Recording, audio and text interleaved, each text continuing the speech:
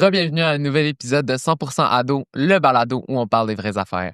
Raph, je pense qu'il faudrait prendre le temps de remercier nos deux commanditaires, Sport Expert, qui d'ailleurs, encore une fois, nous avait aujourd'hui, et Epiderma. On va parler aujourd'hui d'un sujet qui m'affecte Et qui m'affecte aussi. et qui peut-être vous concerne également, et c'est l'anxiété de performance. On reçoit encore aujourd'hui Amélie Saïda, psychologue, qui va nous aider à démystifier le sujet. On a beaucoup de questions, donc ça part, let's go!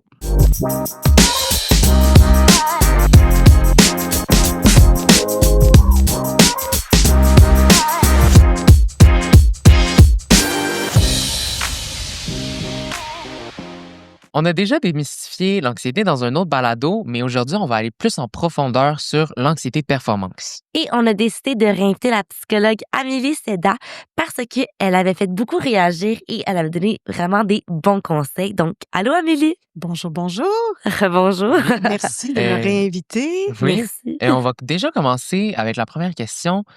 C'est quoi la différence entre l'anxiété normale et l'anxiété de performance? Oui, puis c'est vrai, c'est comme un peu comme un entonnoir, hein. L'anxiété en général, on l'avait vu ensemble, c'est vraiment, tu sais, la tendance à anticiper le pire, à se faire des scénarios, des fois un peu catastrophes, face à une situation.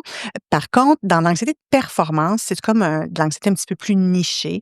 C'est la tendance, comment je pourrais dire, à se mettre beaucoup de pression, voire, je dirais même une obsession, face à la réussite. Donc, ça peut être dans un contexte de rendement, que ce soit académique, mais c'est pas juste académique, hein. L'anxiété de performance, ça pourrait être, si on fait partie d'une équipe de sport, par exemple, ça peut être peut-être aussi dans nos relations, interpersonnelles, ça peut être par rapport à notre apparence physique. C'est vraiment se mettre beaucoup de pression, se donner zéro marge d'erreur, et ça s'accompagne de qui dit anxiété dit quand même symptômes physiques incommodants, les mêmes symptômes qu'on va retrouver avec l'anxiété. C'est juste que là, on est dans un contexte d'évaluation, puis on se donne aucune possibilité de se tromper ou de faire une erreur. Est-ce que c'est normal d'en vivre à l'adolescence de l'anxiété de performance? Bien, jusqu'à un certain point, oui. Tu sais, je reviens un peu, c'est comme un peu une image là, comme d'un U inversé. Là, c'est comme une courbe en U inversé, c'est-à-dire si on n'a pas du tout d'anxiété de performance, tu sais, je sais pas moi, juste avant un match, juste avant, je sais pas moi, un examen important de bilan, peu importe, tu sais, d'en vivre pas du tout, ben on risque d'être peut-être trop relax. Donc, une part d'anxiété nous mobilise le corps, ça aiguise nos sens, c'est un carburant. Donc, jusqu'à un certain point, oui, mais trop, là, ça devient paralysant, on perd nos moyens, on a de la misère à se concentrer. Fait que c'est ça. À nouveau, là, c'est comme le trop, c'est comme pas assez. Mais pour répondre à ta question, oui, c'est tout à fait normal dans une situation, tu sais, de rendement, de se mettre quand même, un peu une forme de pression, mais il faut que ça soit une espèce de pression qui nous tire vers le haut, pas qui nous affaisse, Mais on là. dirait qu'on a plus tendance à prendre l'anxiété qui nous tire vers le bas, comme tu viens de dire. Ouais. C'est rare que moi, je vais me tirer vers le haut Oui, par rapport à ça. Mais pourquoi on se fait ça? oui, ben, c'est une bonne question. Tu sais, pourquoi on se fait ça? En fait, ça nous aide pas. Mais c'est vrai que déjà, juste le premier réflexe, c'est que dès qu'on ressent là, de la fébrilité à l'intérieur de nous, je sais pas moi, avant une présentation orale, mettons, vous êtes en classe, vous entendez la personne avant vous parler, puis là, ça va être vous la prochaine personne. Tu sais, quand on commence à se sentir la fébrilité, les petits papillons, souvent, le premier réflexe, c'est se faire dire comme, oh non, faut que ça arrête. Faut pas que ça paraisse. Faut que je contrôle ça. Oh my God, je vais perdre mes moyens. Fait qu'on part tout de suite en mode résistance, puis en mode panique. Puis c'est ça qui fait que ça grossit plutôt que de le voir comme, OK, c'est correct, c'est normal, ça va m'aider. Yes, je suis prêt, je suis d'accord. Tu sais, je suis d'accord d'avoir des sensations de fébrilité pour faire face à la situation. Plus on envoie un message, on avait parlé de ça ensemble, hein, ce qu'on envoie comme message à notre système nerveux, plus on dit, oh non, danger, plus ça panique à l'intérieur de nous. Mais on a le pouvoir de comment on réagit. Puis si on se dit, ah non, oui, je suis d'accord, c'est normal, ça va m'aider, ça va passer, ben c'est ça. Ça, c'est une façon peut-être plus adaptée, plus utile là, face à l'anxiété. Comment on sait que c'est de l'anxiété ou de l'anxiété de performance qu'on vit? Oui, ben, peut-être effectivement, est-ce que mon anxiété, elle m'aide, puis c'est comme une forme de, tu sais, de fébrilité juste avant. Ça, c'est notre petit carburant qui est tout à fait normal. Quand ça devient de l'anxiété de performance, ben souvent, tu sais, on est dans de l'anticipation, négative. On est très, très rigide dans la manière dont on se parle souvent. Quand je dis rigide, là, tu sais, c'est comme, faut pas que je me trompe, faut pas que je gaffe, tout est important, je vais manquer de temps, je serai pas capable. Fait qu'on a des pensées, là, tu sais, qui sont vraiment pas nuancées. Ça rajoute énormément de pression. Fait que ça, on tombe des fois dans de l'anxiété de performance. Tu sais, si avant une évaluation, avant, je sais pas moi, un match important, on anticipe beaucoup la veille, l'avant-veille, on dort mal, là, puis on se met beaucoup de pression. Qu'est-ce que les gens vont penser? Tout repose sur moi. Tu sais, on se met beaucoup de pression sur ses épaules. Là, on est peut-être avec plus un volet. Tu sais, on a le côté qui est plus nuisible, entre guillemets, de l'anxiété de performance, là, plutôt que d'être un carburant. On a comme plus de plaisir, en fait. Peut-être de se rappeler de, tu sais, pourquoi je m'en vais pour mon match. On perd ce bout-là. On est juste orienté résultat plutôt que d'être orienté, avoir du plaisir. Je sais pas moi, dans une présentation orale, ça pourrait être: «Hey, je connais mon sujet, j'ai une opportunité de transmettre mes connaissances, je vais faire du mieux que je peux. Je vais, tu sais, essayer de prendre mon temps, prendre plaisir à, je sais pas moi, dans une nouvelle rencontre, découvrir l'autre personne». On est juste dans comment je vais être perçue, faut pas que je gaffe, faut pas que je me trompe. Vous l'entendez dans mon discours? Mhm. Faut pas que». Vous en dites-vous des phrases avec des «faut», des «je dois» Mhm. qui commencent Oui. par ça? Ouais? Oui, oui. Oui. Ouais. Ouais. Tu sais, même moi, je peux le dire, moi, c'est un langage que j'utilise fréquemment. Des «faut que». Faut que. OK. Moi, je suis quand même très difficile sur moi-même, Mhm. à peu près toutes les sphères Mmh. de ma vie. Puis c'est quelque chose que je dois pratiquer, que je suis au courant et que je dois m'améliorer. Mais je le sais que je me parle souvent négatif. Genre, je me Ouais. parle de négatif de moi, Ouais, dans ma durement, là, tête. Ouais. durement. Tu sais, puis des «faut» là, des «faut pas que», «je dois», tu sais, c'est comme si c'était des règles qui sont comme, je sais pas, sont écrites où là, ces règles-là qu'on s'impose là, puis j'en ai même amené une petite règle ici là, tu sais, quand il y a une règle de 30 centimètres, bon, elle est quand même, tu sais, elle plie un peu là, mais elle est assez rigide. Tu sais, vous essayerez de faire un tour de taille avec ça là, ça marchera pas, OK? Puis ça là, c'est comme pour moi, c'est comme un peu l'image des règles qu'on se dit dans notre tête qui sont rigides, là, faut pas que je me trompe, versus un ruban. Tu sais, un ruban de couture, là, c'est beaucoup plus flexible, c'est malléable, ça tourne, ça s'ajuste.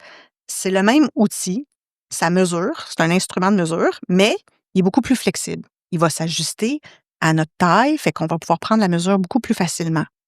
Fait que juste des fois de garder en tête, OK, là, je suis en train de me parler là, comme avec une règle. Là. Que si tu dis, je m'en dis souvent des faux, là, ben là, tu te sors des règles rigides. Ça ne marchera pas. Mais de garder en tête qu'est-ce qui est important pour moi dans cette situation-là, mais je peux-tu assouplir un peu mon discours, être un peu plus flexible? Je sais pas si ça vous parle quand je dis flexible, c'est comme trop Mhm. abstrait, mais tu sais, comme vous donner de la marge un peu là, Ouais.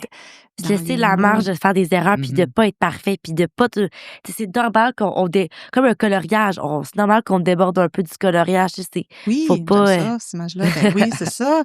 Tu sais, c'est que sinon, on est comme, écoute, faut pas que je déborde, faut pas que je déborde. ouais. Je vais me mettre à trembler, puis je risque que, tu sais, mon C'est trait de ça, crayon sera c'est même pas ça. fluide, là, tu sais. Moi, j'avais une question. Dans le sport, Ouais. comment on reconnaît que l'anxiété de performance que tu mets, elle commence à pas être saine? Mmh. Bien, souvent, on va le sentir à différents niveaux. On va le sentir dans notre corps. C'est que là, on n'est plus juste avec des petits papillons, comme je disais, qui propulsent, mais c'est vraiment comme inconfortable physiologiquement. Tu sais, est-ce que j'ai des maux de ventre? Est-ce que j'ai de la nausée? J'ai des maux de tête? Tu sais, j'ai de la difficulté à dormir, j'ai plus faim. Fait que si vraiment physiologiquement dans mon corps, c'est comme une coche de trop, ça va être un indice. Si dans mes émotions, tu sais, c'est ça, ça enlève le côté souvent moi ce que je vois avec même les jeunes à qui me parlent puis qui sont super performants aussi vont dire: «Hey, même quand j'ai une bonne note, j'ai même plus de plaisir». C'est comme je perds du plaisir tu sais, comme à j'ai même pas de fierté nécessairement parce que je suis déjà en train de penser à la prochaine affaire qu'il faut que je fasse mieux. Fait que pour revenir au sport, tu sais, est-ce que j'ai encore du plaisir ou je suis juste orientée comme Ouais. Est-ce que, mettons, moi, je faisais pendant 6 ans un danse-études, sport-études en danse. Je mmh, faisais à peu près entre 17 heures et 20 heures de danse par semaine. Puis au début, c'est les papillons. On aime ça, c'est le fun, t'as le goût d'aller à tes cours. Puis ça fait quelques années, peut-être deux, trois, que je trouvais que ça commençait, j'avais plus la petite étincelle. De la danse, je commençais à mettre beaucoup de pression. Parfois, même mes professeurs pouvaient m'en mettre. Moi, je m'en mettais, mais, tu sais, fait qu'on dirait que c'était plus un environnement que j'étais bien.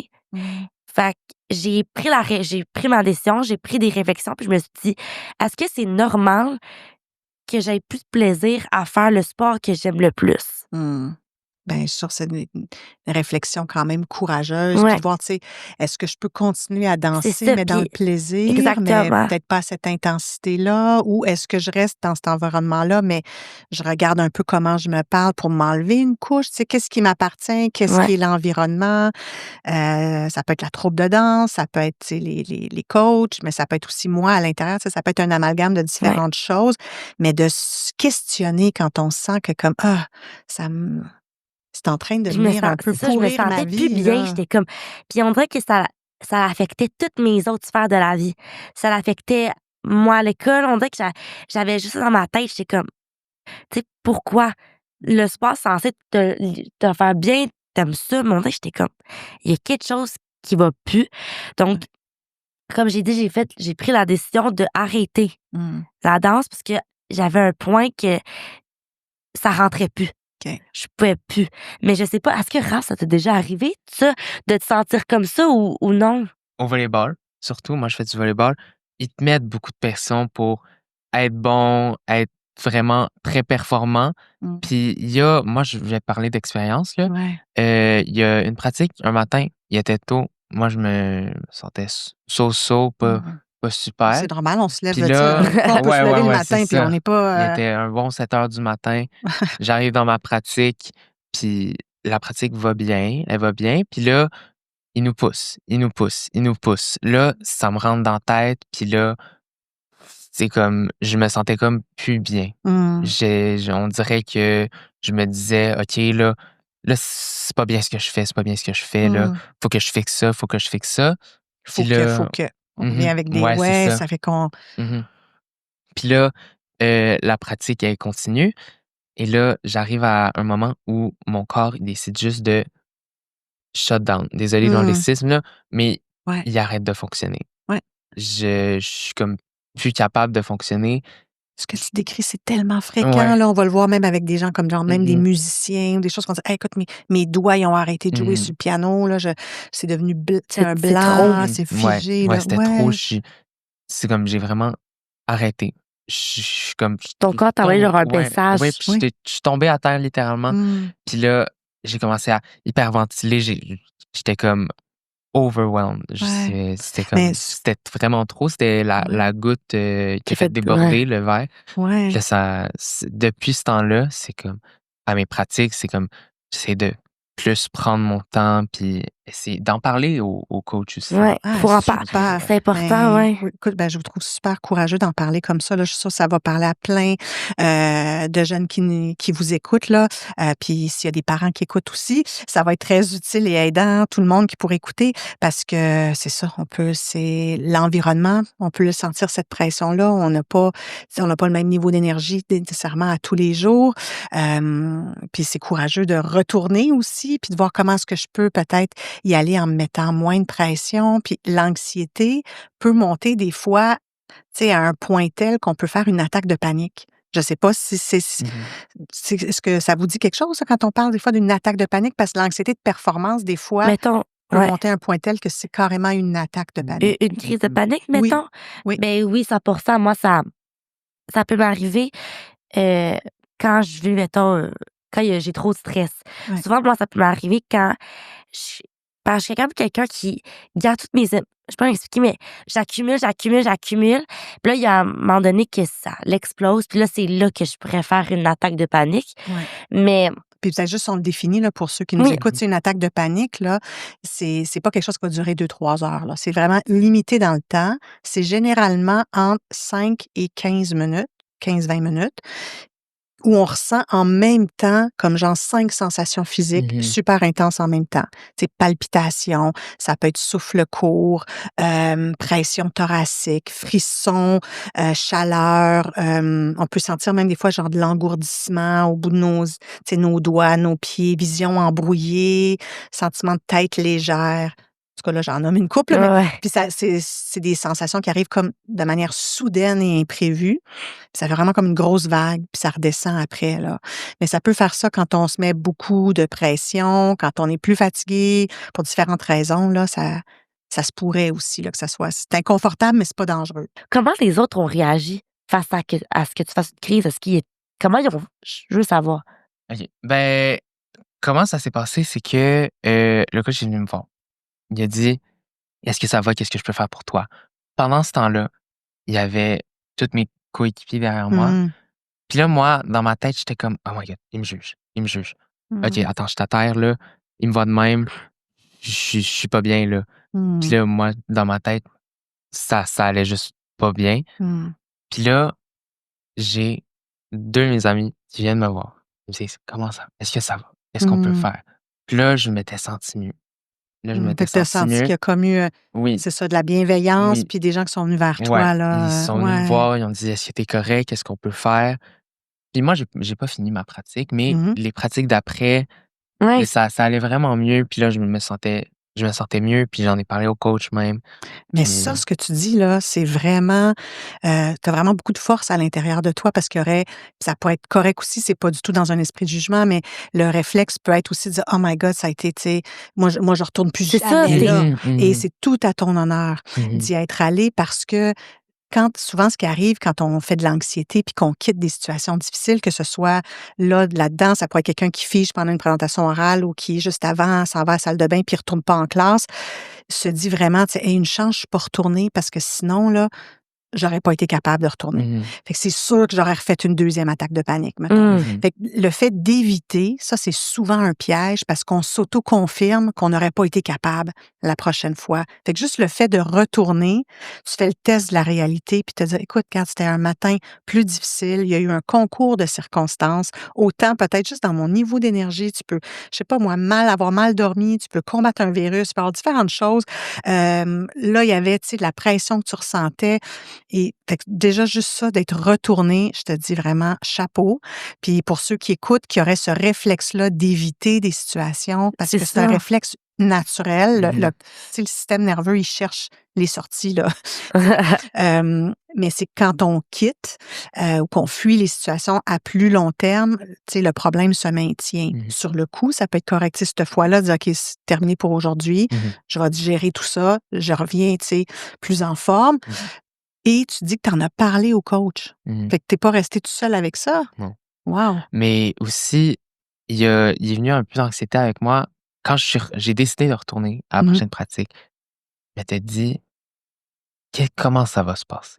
Est-ce Mmh. qu'ils vont faire ci? Est-ce qu'ils vont faire ça? Est-ce Ouais, qu'ils les vont ils autres. vont me mettre de côté peut-être ou quelque Mmh. chose comme ça?» Fait que là, ça m'a amené un peu encore plus d'anxiété sur Oui, parce que c'est l'incertitude. mmh Souvent, ça, c'est un gros moteur de l'anxiété, là. Quand on ne sait pas comment les choses vont se passer. Tu sais, je suis pas certaine comment je vais me sentir, je suis pas certaine de ce que les autres vont penser. L'incertitude, souvent, là, ça alimente l'anxiété. mh, C'est normal, là, qui aime ne pas savoir? Tu sais, si je pouvais te dire: «Je te garantis, ça va se passer exactement comme ça, il va Ouais. arriver», ça serait le fun. Mais on n'a pas cette information-là, fait qu'on c'est ça qui fait que c'est comme plus difficile, là. Je pense que c'est important Oui. que même si ça fait de l'anxiété de, mettons, retourner à ta pratique, d'y aller, c'est déjà une bonne étape. mmh Vraiment.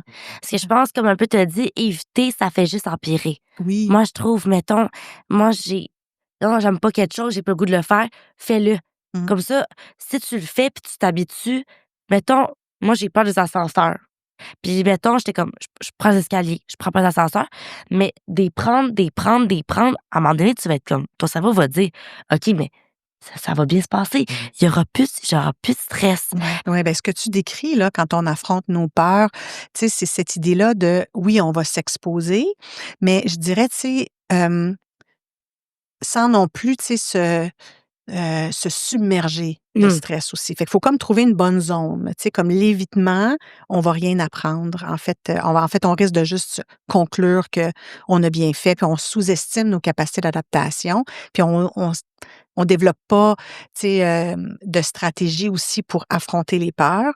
Mais si on va juste dans la pire situation pour nous tout le temps, puis qu'on est tout le temps en train de... On peut s'user aussi, là, fait qu'on peut se permettre une espèce d'entre-deux. Puis souvent, on recommande, tu sais, d'y aller un petit pas à la fois. Tu sais, comme d'y aller de manière graduée. Tu sais, quelqu'un qui aurait une peur, ben tu peux commencer par juste, tu sais, regarder les matchs. Tu sais, quelqu'un qui en aurait eu encore plus fort, là, tu sais, aurait pu dire, ben je retourne, mais cette fois-là, je fais juste regarder. Après ça, tu sais, je vais participer. Fait qu'on y va graduellement, puis le fait de le faire le plus souvent, ben, quand on répète, effectivement, on s'habitue, puis on a moins peur. Ça, c'est sûr. As-tu des trucs pour nous, pour nous aider à gérer cette anxiété de performance? Ben oui, je vous en donne peut-être quelques petits outils. Tu sais, déjà, peut-être, tu sais, parce que l'anxiété de performance, c'est vraiment la tu sais, pression de ne pas échouer ou, tu sais, là, une pression à performer à tout prix, aucune marge d'erreur possible. Je pense que j'aurais envie de, premièrement, dédramatiser l'erreur. Savez-vous, le mot erreur, là, l'origine du mot erreur vient du latin, là, qui veut dire errer. Errer, là, c'est, au départ, là, c'est comme voyager, explorer. Il y a quelque chose de beau dans ça. Vous me regardez, mais c'est quand même, c'est dans le errer, on fait de la découverte, OK? Fait qu'on peut pas il va y avoir un apprentissage, peu importe. Je sais que c'est théorique, là, puis on se dit: «OK, c'est le fun, là, mais j'ai comme vraiment pas envie, tu sais, comme, d'échouer». C'est peut-être ce bout-là, mais je pense qu'il faut dédramatiser le fait, de faire une «erreur» entre guillemets parce qu'on apprend, en fait. Il y a même de la recherche qui a montré, là, comme notre niveau d'apprentissage avec de la théorie, ça va être ça, versus le niveau d'apprentissage face suite à une erreur, ça va être ça. Fait que des fois, quand on s'est trompé, ben on a appris sur nous, on a appris sur une situation, on a peut-être réalisé que comme, OK, j'étais pas dans le bon environnement, j'étais pas avec la bonne personne, fait que on peut pas se tromper, on apprend des choses. Déjà ça, je pense de recadrer notre perception de l'erreur, ça c'est une chose. Mais c'est sûr que je ramène ça aux pensées, parce que dans l'anxiété de performance, ça se passe beaucoup dans les pensées. Il y a beaucoup de pression, donc d'être à l'écoute des mots qu'on se dit. Fait que quand vous sentez la pression monter avant une situation de rendement ou pendant, juste de remarquer qu'est-ce que je suis en train de me dire.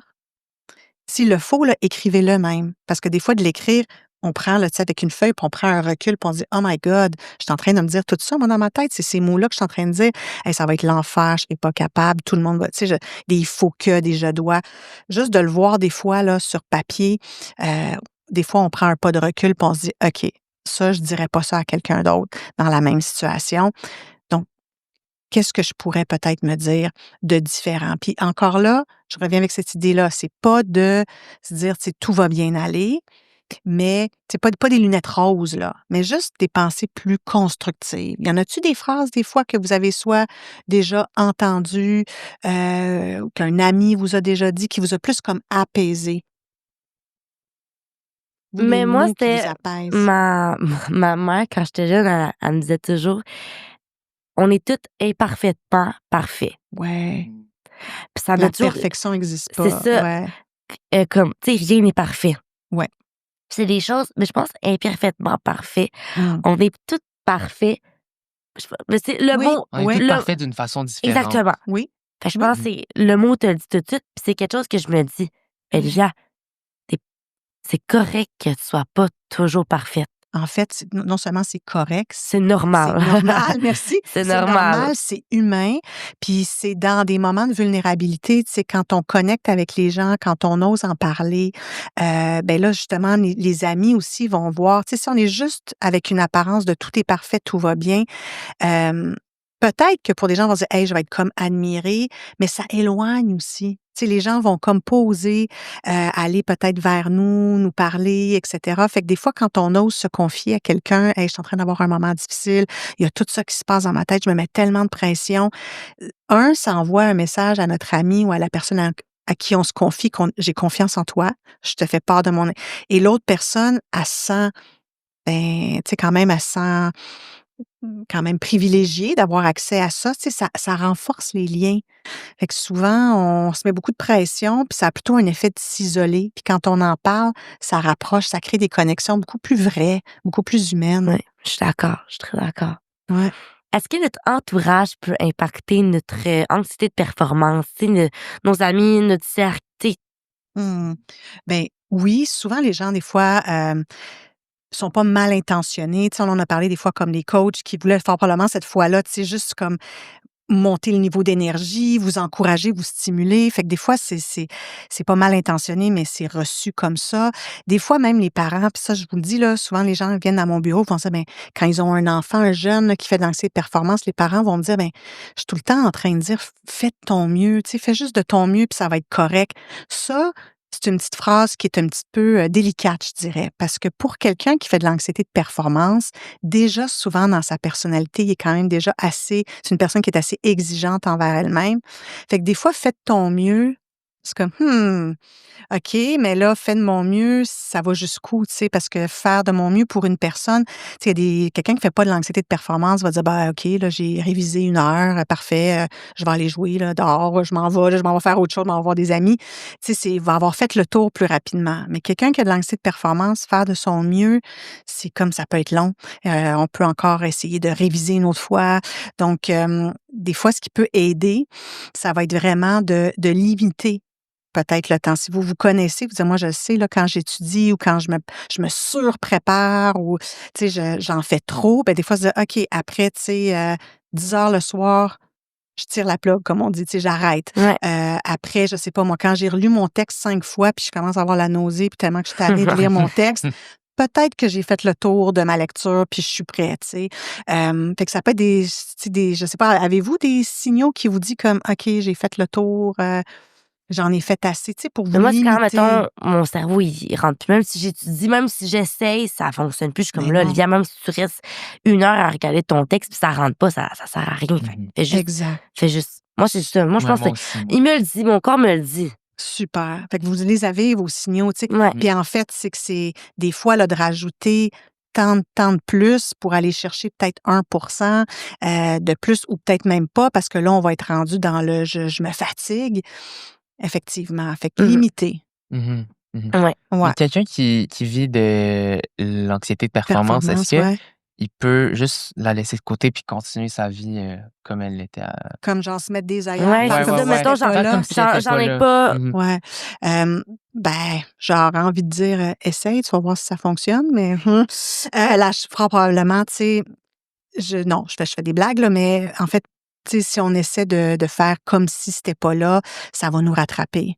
Tu sais, s'il y a une fois pour une situation ponctuelle, tu dis, OK, je vais de l'avant même si j'ai peur, ça, j'ai aucun problème avec ça, là. Mais si à tous les jours, tu vis de l'anxiété ou fréquemment d'anxiété de performance, puis tu veux juste comme faire semblant que c'était pas là, ça va te rattraper, ça partira pas magiquement. Donc, ça va même peut-être augmenter, s'amplifier, le corps va se mettre à parler de plus en plus jusqu'à, tu sais, se fatiguer, en fait, beaucoup trop se fatiguer. C'est comme un élastique qu'on va tirer, à un moment donné, il va comme, Ouais. il va craquer, là. Donc, ouais, ça serait pas une super bonne idée de garder ça à l'intérieur. On a Non. en parler finalement à chaque fois que vous l'avez mentionné quand j'en Mm. parle à quelqu'un, un parent, ça peut être un coach, ça peut être quelqu'un à l'école, un ami, mais d'aller en parler, de pas rester seul avec ça. J'aimerais ça savoir si tu avais à donner un conseil pour les jeunes qui vivent de l'anxiété de performance, ça serait quoi? J'ai envie de reprendre la citation de ta maman, hein? Si on se disait: «Ben regarde, on est tous parfaitement imparfaits, tu pas tout seul, puis on peut-tu s'enlever un peu de pression?»